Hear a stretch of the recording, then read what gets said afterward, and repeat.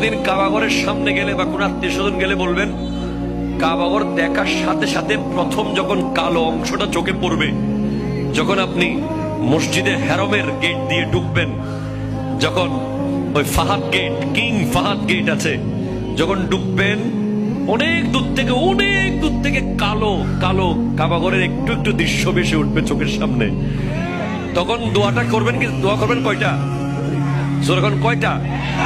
একটা দোয়াই কবুল হবে দেখার সাথে সাথে। কাবা ঘর দেখার সাথে সাথে প্রথম যে দোয়াটা করবেন ওটা কবুল করবেন কে? এখন শিখে নেন, অনেক মানুষ জানেন না হিকমত। আপনি একটা দোয়া করবেন, একটাই শেষ, একটা সুযোগ পাবেন আপনি, কিন্তু আপনি এমন এক দোয়া করবেন যেন যতদিন ওখানে থাকেন প্রত্যেক দোয়া কবুল হয়ে যায়। এই হিকমতি দোয়াটা শিখে নেন।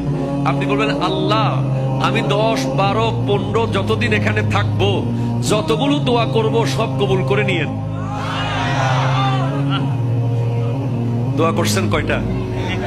পাবেন কয়টা?